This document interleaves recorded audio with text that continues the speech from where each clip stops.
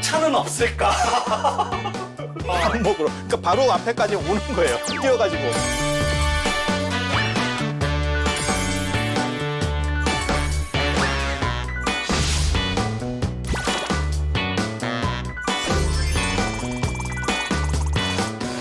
이런 좋은 프로그램 만드는 BTN 불교 TV는 정말 대단한 공헌을 하고 있는 거겠네요.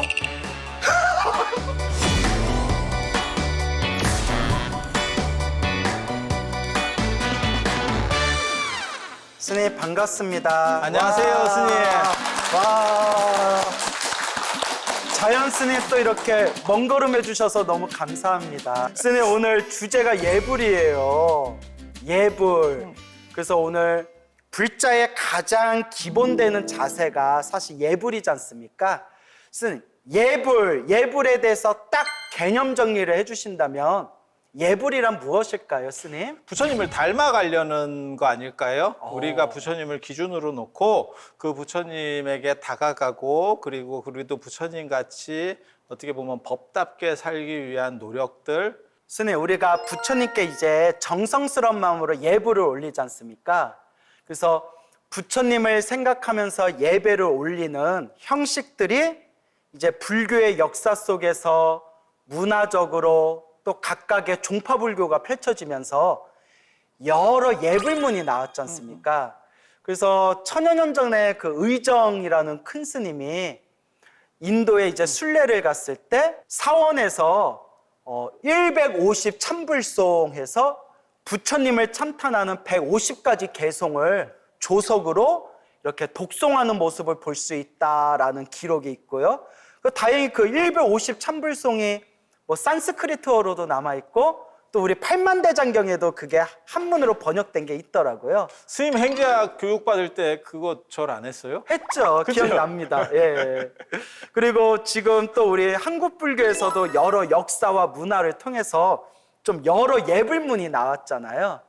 또 지금 저희가 하고 있는 지금 현재 우리 불자들이 하고 있는 예불문이 사실 1950년대 개량되어진 맞아요. 예불문이지 않습니까? 그래서 원래 부처님 당시에는 뭐 예불 같은 게 당연히 없었고 이제 돌아가시고 난 뒤에 탑신앙을 중심으로 부처님을 추모하는 도는 형식들이 있었던 것 같고 그 다음에 인도에서 존중문화구제 오체투지 지금 우리가 절이라고 하는 방식의 원형이죠. 그것들을 이제 가미하게 된 것 같고 그래서 아잔타 엘로라 석굴 이렇게 보면 그렇게 탑을 중심으로 해서 이렇게 말발굽처럼 이렇게 도는 구조들을 만들어 놨거든요. 그리고 나서 나중에 점점 불상들이 커지는 형식을 볼 수 있어요. 그래서 탑 중심에서 불상 중심으로 바뀌고 그리고 탑돌이 같은 방식에서 예불 중심으로 바뀌었다라고 하는 정도를 알 수 있고요. 우리나라에 불교가 들어왔을 때는 이미 어느 정도 이상 불상들의 문화가 갖추어져 있는 상태니까 그래서 예를 표한다라고 하는 게 한 가지 있고 그 다음에 또 뭐가 있냐면 우리는 조상숭배, 동아시아에 조상숭배가 있으니까 그거가 겹쳐져서 지금은 잘 안 하는데 제가 처음 출가하고 이랬을 때 어른들을 뵈면 어디를 좀 이렇게 가시잖아요. 갔다가 며칠짜리를 이렇게 갔다 오시면 가시기 전에 법당에 가서 절을 하고 제가 이렇게 다녀오겠습니다. 이렇게 복명을 하고 갔다 와서 이렇게 잘 다녀왔습니다. 이렇게 하는 걸 볼 수 있었는데 저는 그걸 보면서 무슨 생각했냐면 제가 어렸을 때 일반 가정에서도 많이 이렇게 좀 떠나 있게 되면 그게 꼭 그 집안의 어른한테 그러니까 할아버지면 할아버지 이렇게 해서 가서 문안 인사드리듯이 제가 이렇게 가겠습니다, 오겠습니다. 그래서 그런 것들이 다 섞여서 동아시아의 예불이 발전된 것 같아요. 그런데 스님 말씀대로 처음부터 칠정례가 만들어진 것 같지는 않고 칠정례가 그러고 보면 되게 재밌어요. 최근에 만들어졌는데 종단과 관계없이 전체 한국 불교에서 다 쓰이는 거. 사실 그렇게 되기가 쉽지가 않거든요. 아시다시피 한글 예불문 만들어진 지도 상당히 됐고 한글 반야신경 만들어진 지도 상당히 됐고 그 다음에 한글 의식문 같은 걸 쓰라고 한 지도 상당히 된 것 같지만 그게 정착이 됐느냐? 안 됐습니다. 그래서 큰 행사 때마다 우리가 생각하는 게 뭐냐면 저 같은 경우는 이제 교무니까 사회를 보아야 되니까 무슨 생각을 하냐면 이게 한글 반야신경이라고 해야 되나? 한문 반야신경이라고 해야 되나? 그 눈치껏 하거든요. 좀 젊은 스님들도 많이 있고 그 다음에 신도들이 좀 오래 안 된 신도분들이 많이 있는 것 같아요. 그러면 한글 반야심경을 봉독하도록 하겠습니다. 이렇게 하고 좀 눈치를 봐가지고 연세 드신 분들이 좀 많아서 스님들도 좀 이렇게 오래되신 분들이 많으면 출가하신 지 오래되신 어른들이 많으면 한번 반야심경을 봉독하도록 하겠습니다. 이거 눈치껏 해야 되거든요. 스님 그거 겪어봤어요? 쎄해. 한글 반야심경을 봉독하겠습니다. 이랬는데 나 혼자 해. 그런 경우도 있어요. 근데 스님들은 한문 반야심경이 더 익숙한 것 같고요. 그리고 신도님들은 이렇게 책을 보고 한글 반야심경 읽는 게 조금 더 신심이 난다는 얘기를 하더라고요. 그러니까 이게 재밌는 게 이게 지금 벌써 종단에서 계속 그렇게 하라고 한 지가 한 10여 년 된 것 같거든요. 모르겠어요. 저 정확하게는 잘 모르겠는데 그런데도 불구하고 이 정착 비율이 생각보다 높지 않아요. 그런데 예불문은 천하 통일을 했죠. 그래서 어른 스님들께서 하시는 말씀을 들었는데요.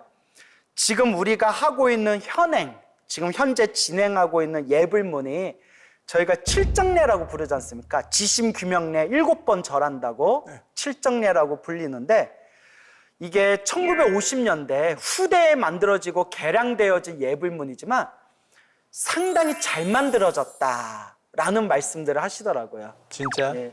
저는 그렇게 들었어요. 쓰면 마음에 안 드시나 보네요. 예. 저는 이 성공 요인의 가장 중요한 것 중에 하나가 짧아서라는 예. 생각을 하거든요. 공감합니다. 옛날 예불문 보니까 엄청 길더라고요.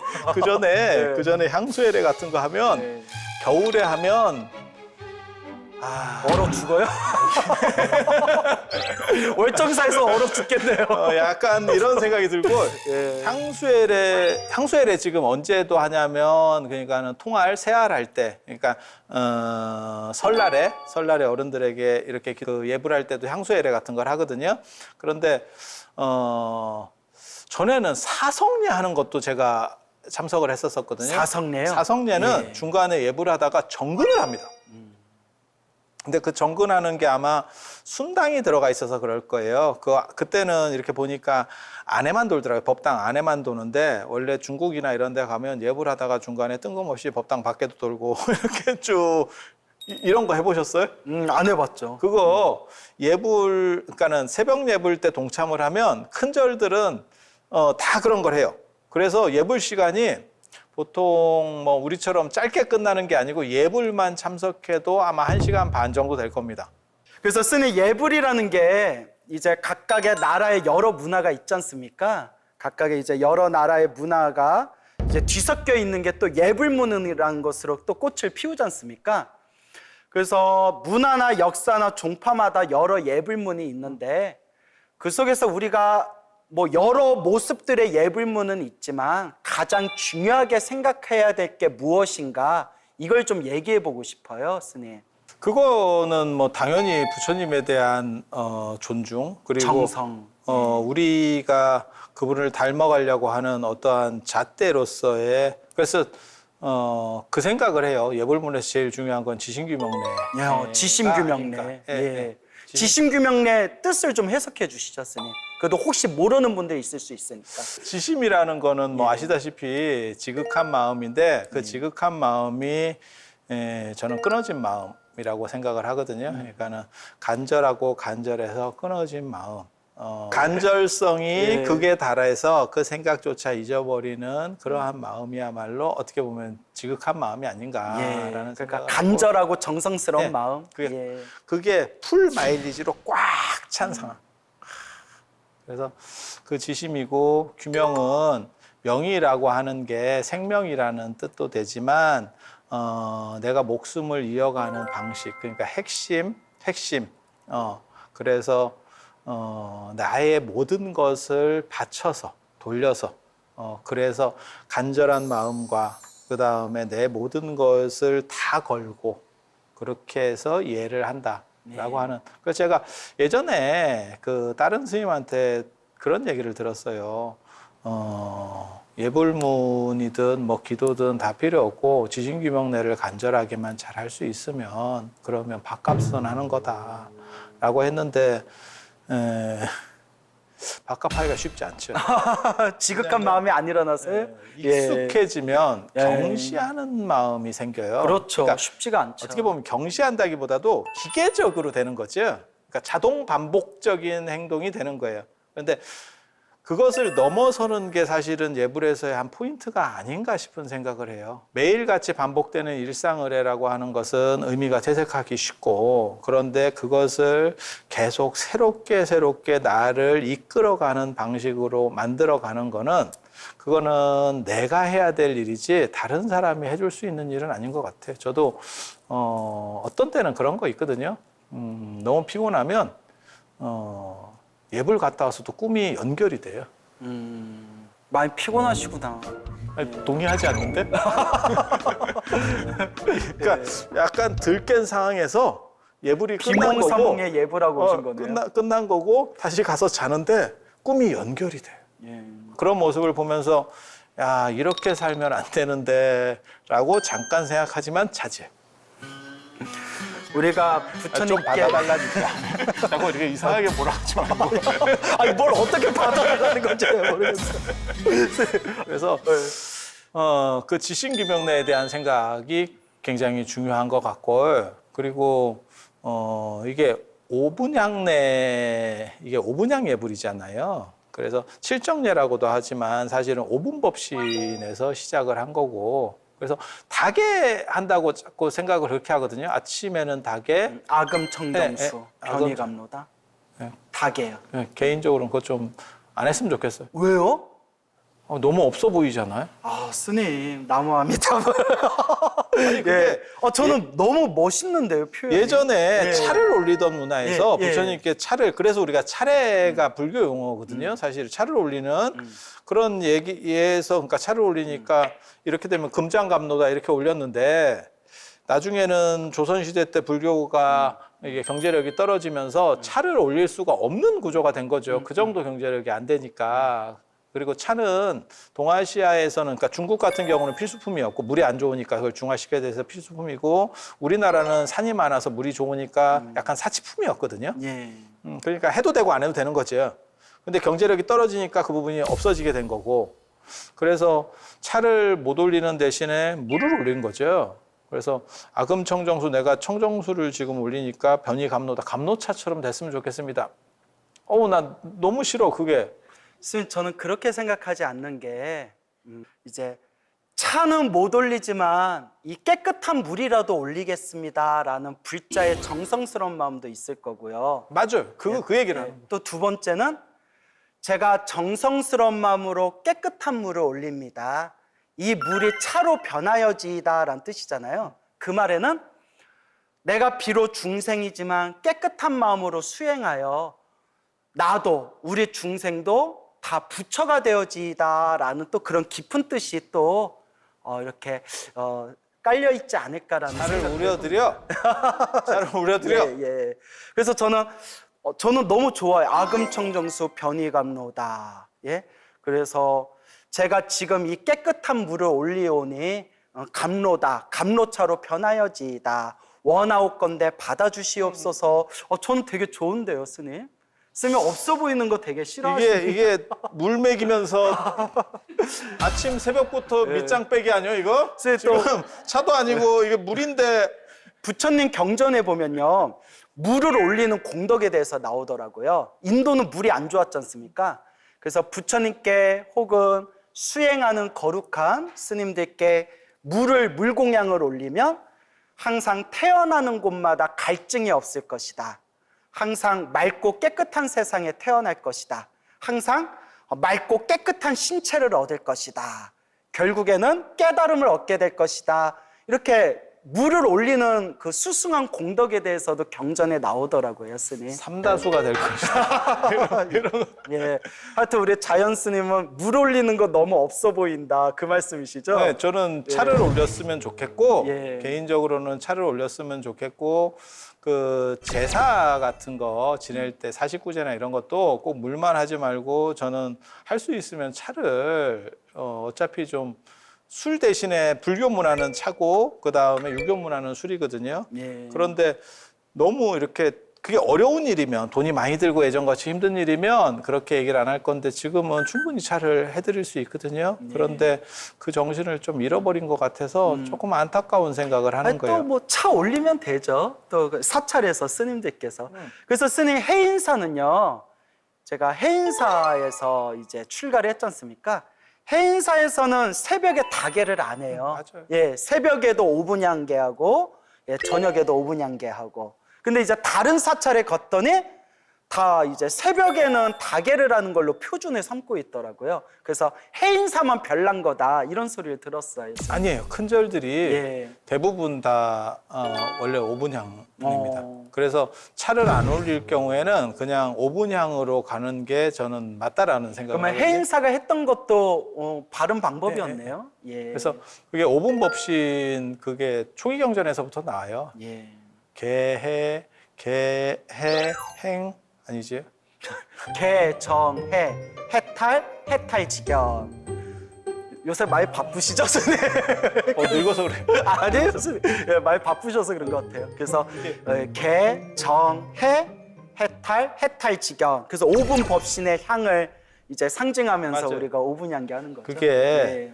해탈직견이 나오는 게 인도 불교적 사고거든요. 만약에 선불교적 사고면 해탈직견이 나오면 안 돼요. 예. 그러니까 해탈직견은 자증분, 증자증분 하듯이 관찰할 수 있는 또 다른 타자화시키는 방식이고, 그러니까 동아시아 선불교 같은 경우는 직자화시키는 방식이라서 세트가 딱 맞지는 우리 않아요. 마수다가 쉬운 불교를 지향하는 이제 프로인데 스님 지금 너무 증자분, 제가 자증분하면 앞쪽에서 네. 너무 좀 이렇게 약간 없어 보이는 거에서 균형 맞추는 거예요. 균형. 예. 균형 맞추는 거예요. 좀 고급 언어를 쓰시는 거군요. 나 예. 배운 사람이야.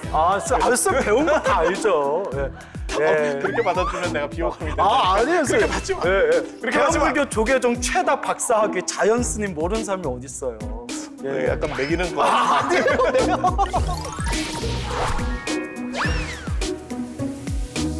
그래서 5분향이 저는 맞다고 생각을 하고요. 예. 그러니까 다개보다 그러니까는 5분향 향 중심이 오히려 맞는 거고, 그리고 다개를 할 때는 언간하면 차를 했으면 좋겠고, 그다음에 물을 하는 거는 약간 슬픔이 배어 있는. 그리고 제가 그것도 싫어하거든요.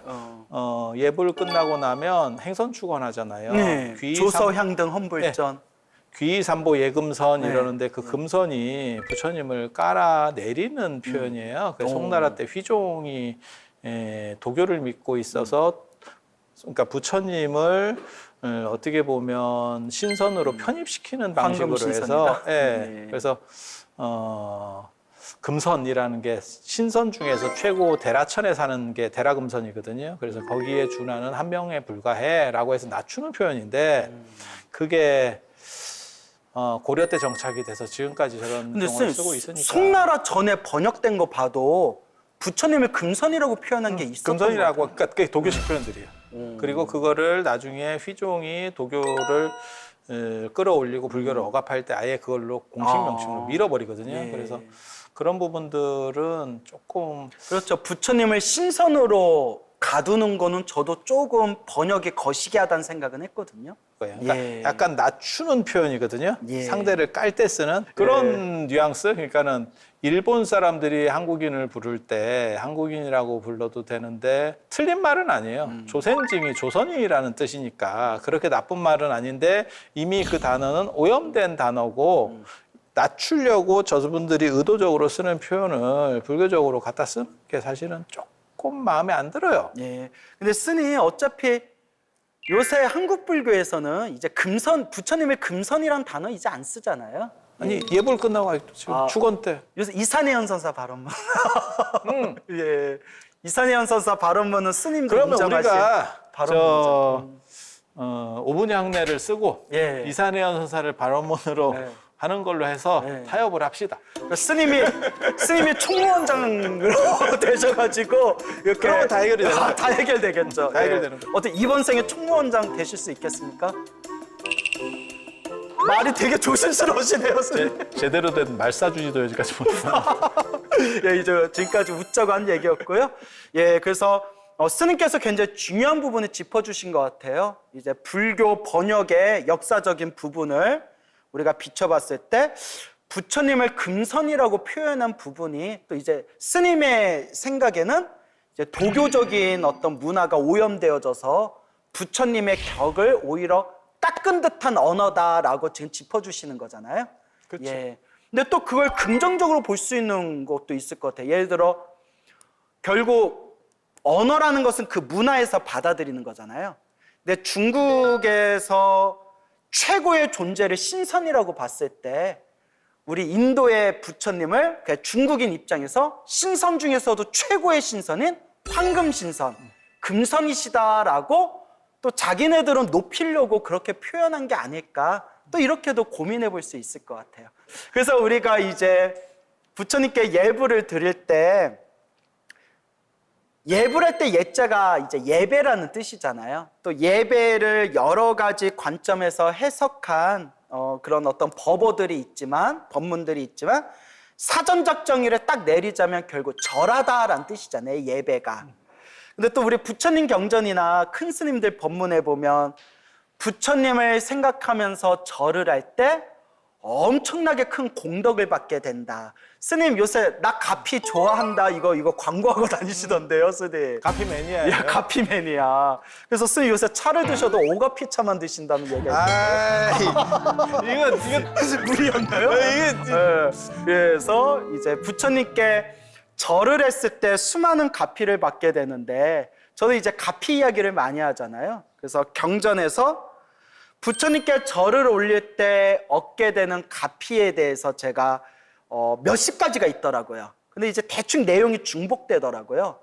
그래서 한 대여섯 가지로 이렇게 추려보니까 첫째, 업장이 빨리 소멸한다 라고 나오고요. 둘째, 태어날 때마다 몸이 건강하다. 그다음에 셋째, 이건 스님 좋아하실 것 같은데요. 항상 부유한 가문에 태어난다. 사람을 어떻게 보고 이렇게. 예, 그래서 하늘색에 태어나거나 사람으로 태어나도 좋은 가문, 귀한 가문에 태어난다. 넷째가 부처님께 절을 올린 공덕으로 태어날 때마다 미남 미녀로 태어난다. 스님 전생에 절을 많이 하셨나 봐요. 와. 그게 뭐예요? 해안이 있으시네. 우리 스님, 장부답게 멋있게 생기셨죠. 그 다음에 마지막 다섯 번째가 숙명통 있으시네. 숙명통. 깨달음을 빨리 얻게 된다 해서 뭐 부처님께 절을 올리는 공덕에 대해서 경전에서 많이 설해놨더라고요, 스님. 닮아가면서 어떻게 보면 예전에 저희 교과서에 그거 있었는데 큰 바위 얼굴. 예. 그거랑 비슷한 예. 의미라고 생각을 해요. 그래서 그러니까 어렸을 때 한 시골 마을에 소년이 있었는데 큰 바위를 얼굴에 닮은 큰 바위가 있었고 저 얼굴과 똑같은 위대한 사람이 나타날 거다.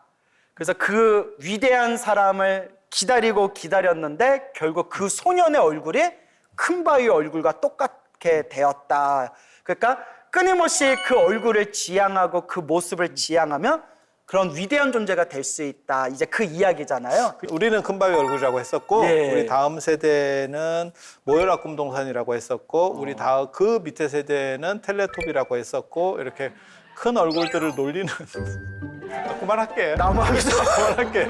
스님, 제가 아마 그런 농담했으면 스님 저 다시는 안 봤을걸요.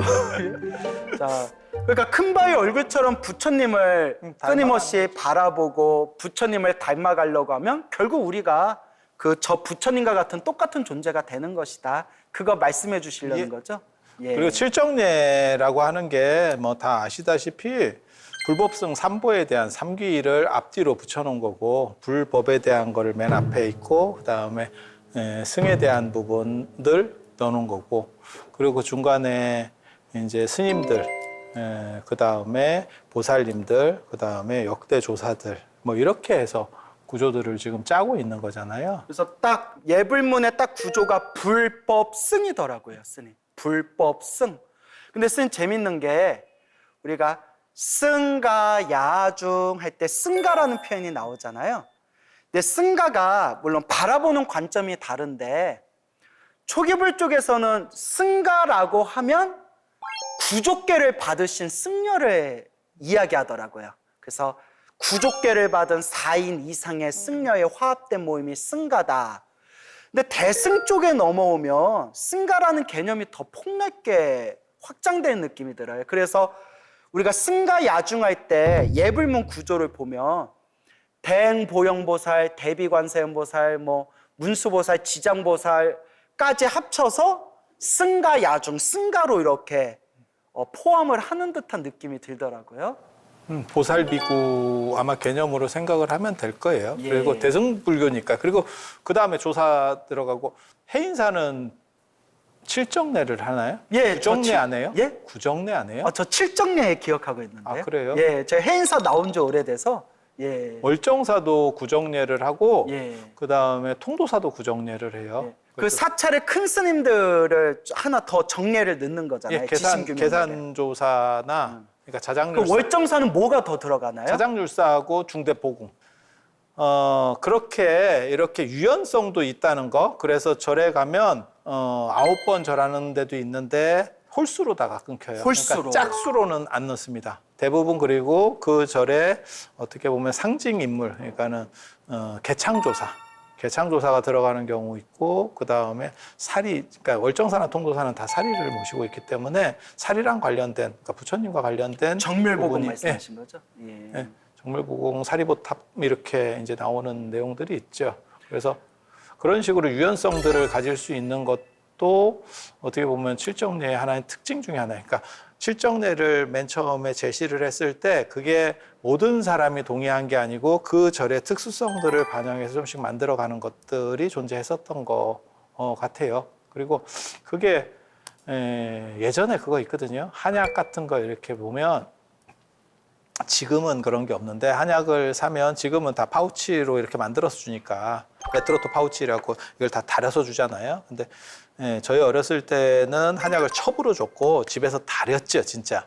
그래서 첩도 덜 마른 거를 또 싸줘가지고 바닥에다가 이걸 펴놓고 말리거든요. 말리는 과정에서 이거는 뭐고 이거는 뭐고 이거랑 같이 먹으면 흰머리가 나고 뭐 어쩌고 저쩌고 하면서 빼내면서 조작을 하거든요. 선생님 90년생이라고 하시더니 어째 이야기 들어보니까 70년대 아니 90년대에도 그런 게 있었어요. 있었어요? 네, 저 그게 금시초문인데요. 복고풍. 복고풍. 예. 쓴 말씀이 맞겠죠. 예. 그래서 맞아 얘기하세요. 당황하신 것 같아요 지금. 맞아 얘기하세요. 그렇게 훅 치고 들어오지만 깜빡이 켜고 이렇게 들어오세요. 그렇게 해서 그렇게 조작하듯이 그렇게 조절한 거거든요. 현실에 맞게. 그런 것처럼 예전 어른들께서는 칠정례를 기반으로 해서 그렇게 조절하셨는데 그게 저는 굉장히 좋았던 것 같아요. 왜냐하면 모두가 동일한 것보다도 다양성, 그러니까는 같고 다름이라고 하는 것이 동시에 존재했을 때 인간의 행복 만족도가 제일 높아지는 거거든요. 그러니까 완전히 다르기만 해서는 또 행복하지도 않고 그 다음에 그게 통용이 안 돼요. 예. 그리고 모두가 같으면 사실 재미가 없죠. 그래서 각각 절마다 기본을 배경으로 해서 약간씩 이렇게 다른 내용들을 넣으면 예. 그러면 훨씬 더 의미도 있고 그 다음에 예불문의 융통성 얘기하시는 거죠? 템플 같은 경우도 그 의미들을 부여시켜 주는 데 있어서 훨씬 좋을 것 같아요. 네, 스님, 지금 스님이 예불문의 융통성에 대해서 말씀하셔서 딱 떠올랐는데요. 요새 바야흐로 너튜브 시대잖아요.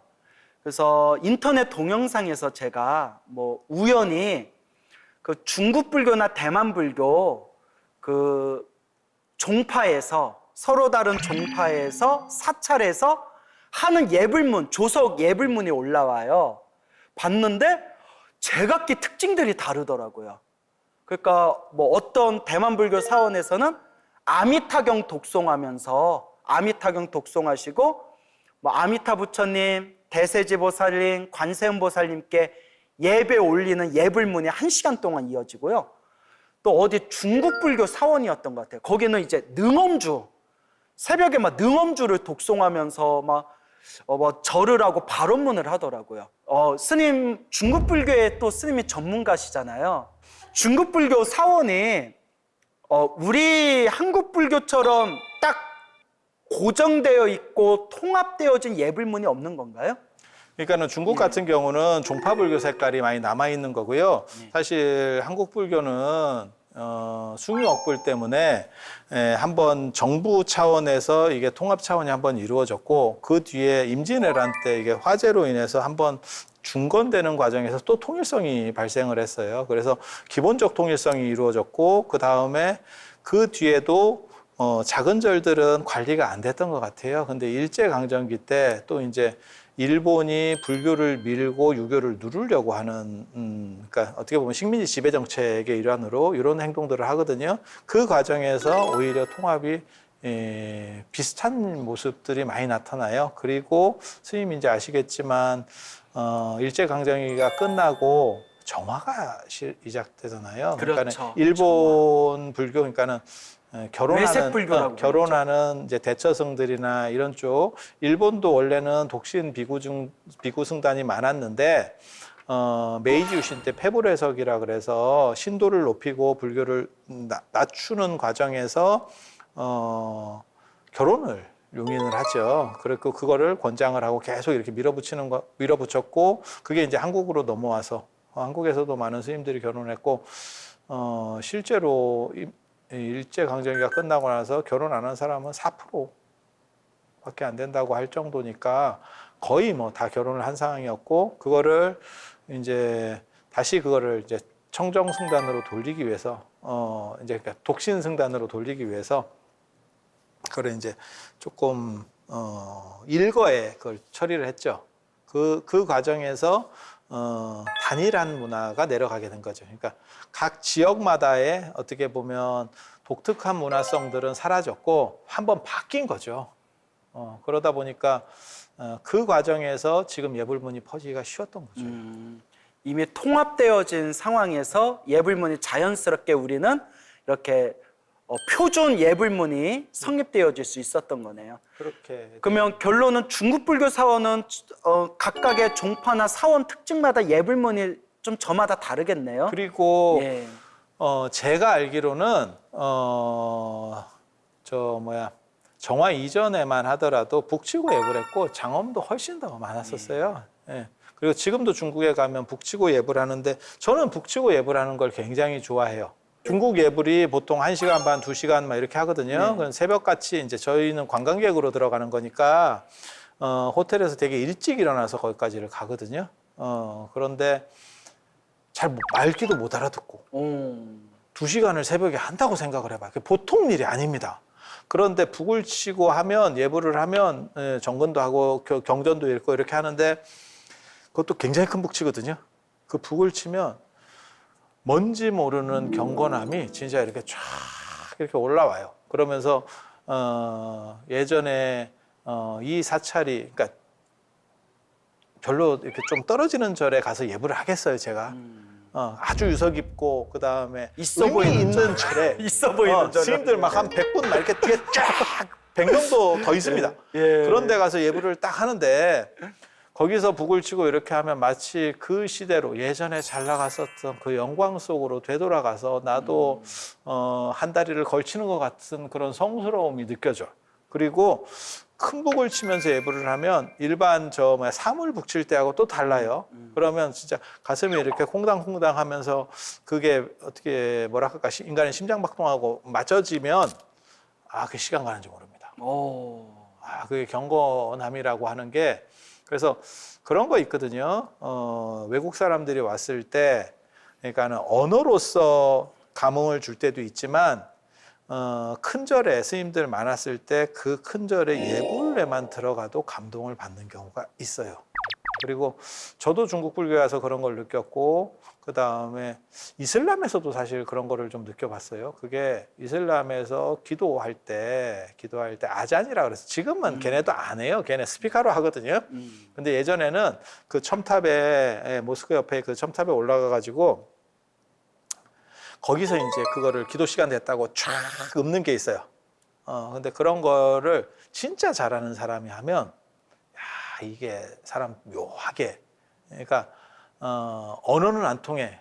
근데 어떤 느낌이냐면 예전에 그 멜라 판타지아 뭐 이런 거 듣는 느낌이에요.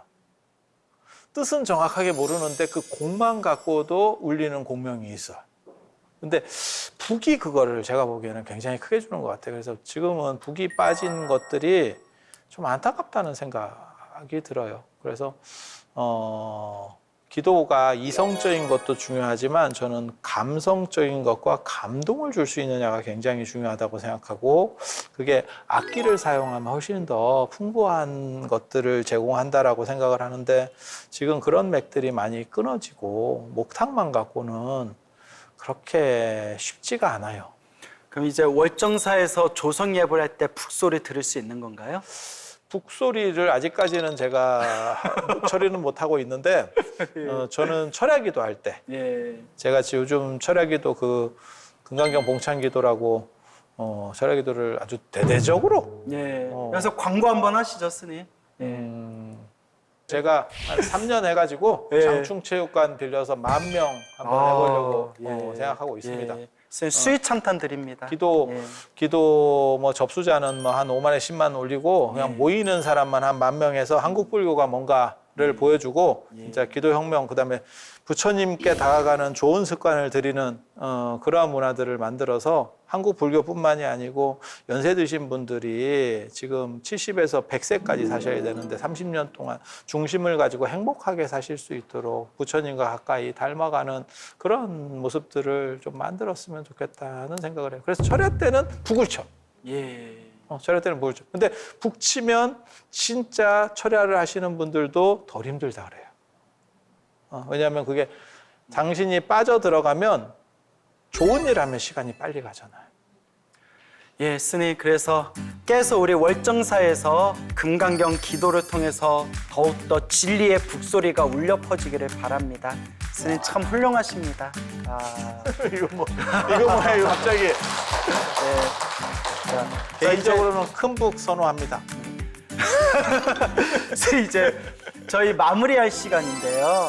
그래서 오늘 예불에 대해서 이야기를 나눴는데, 결국 오늘 이야기를 통해서 알 수 있는 게, 예불이라는 것은 우리 자연 스님께서 딱 개념 정리해 주신 게 부처님 닮아가기, 그리고 예불은 간절하고 정성스러운 마음,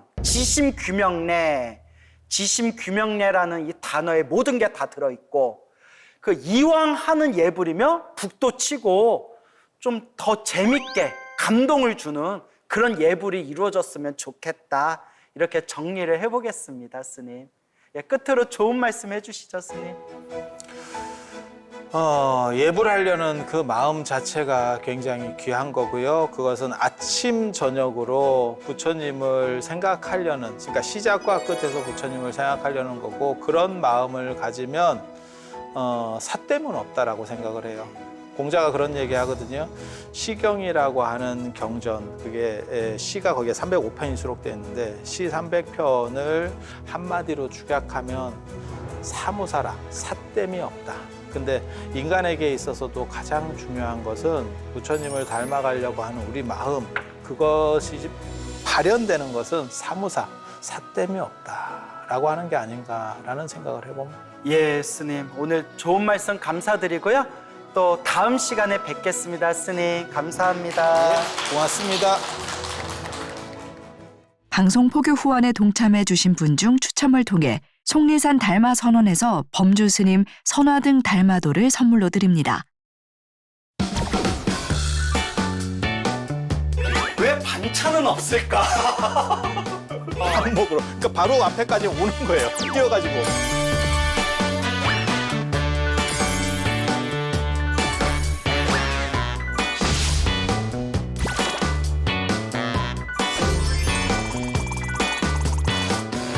이런 좋은 프로그램 만드는 BTN 불교TV는 정말 대단한 공헌을 하고 있는 거겠네요.